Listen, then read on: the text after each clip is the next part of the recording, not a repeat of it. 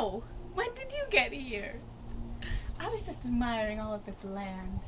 This land reminds me of the time that the United States expanded westward, and the poor, poor suffering of the Cherokee Nation Indians. Those poor people. This is History Alive with Colleen Leonardi.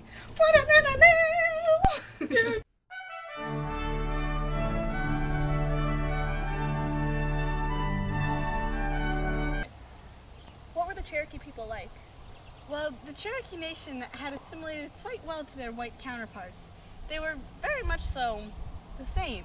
Their leaders were well educated, they had a constitution of their own, they had good schools, they had their own writing system, they had their own language along with their writing system.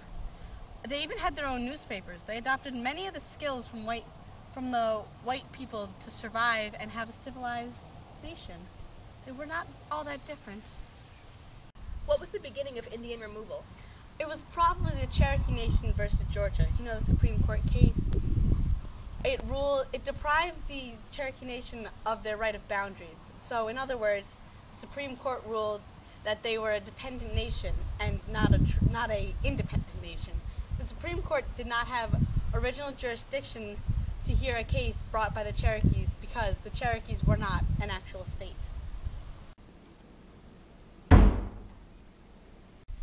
Also, in the Supreme Court case of Worcester versus Georgia, ruled in favor of the Cherokees, saying that the removal clause was unconstitutional, but that was later defied by Andrew Jackson and turned around under the Treaty of New Echota.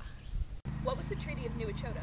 The Treaty of New Echota was a treaty signed by Major Ridge and Eloise Boudinot, who believed that Indian removal was inevitable, and so they supported the making of the treaty with the United States for Indian removal in exchange for protection of rights. They both signed the treaty that took the Cherokee Nation's lands east of the Mississippi and moved the Cherokee Nation people westward. They took the whole Indian nation, locked us on this reservation. Though I wear a shirt and tie, I'm still part red man deep inside. What about the rest of the tribe? The land cession was opposed by John Ross and most of the tribe, but the treaty had already been ratified by the United States Senate. This led to the Trail of Tears and the movement of the Cherokee Nation westward. What was the Trail of Tears like? Along the trail, nearly 4,000 Cherokees out of over 16,000 died of starvation, exposure, or disease. Many of them were sent to move with just the clothes on their back. While the original time of removal had been during the summer, it was moved and done during the fall and winter, so they had to trek through this cold and snow. They took the whole Cherokee Nation, put us on this reservation, took away our ways of life. What did President Andrew Jackson have to do with the Indian removal? Jackson favored the common white man. While his goal was not forcing Cherokees out of their homes, he knew that both support was found in the removal of Cherokees and that they would eventually be pushed out anyway. He continued and renewed the political and military efforts for removal of Native Americans with the Indian Removal Act of 1830. Jackson generally did not favor anything pro-Native American. For example, he ignored the 9th article of the Treaty of Ghent, which restored sovereignty to the Creek Indians.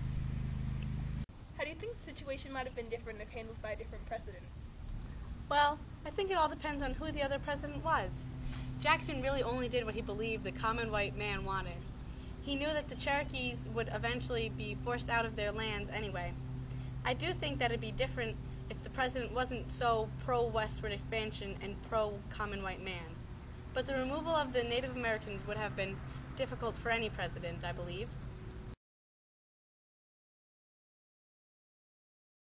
Well, it was the Supreme Court court case of can we start over that one? Yeah. The Indian removal was really the court case. It's on your stomach.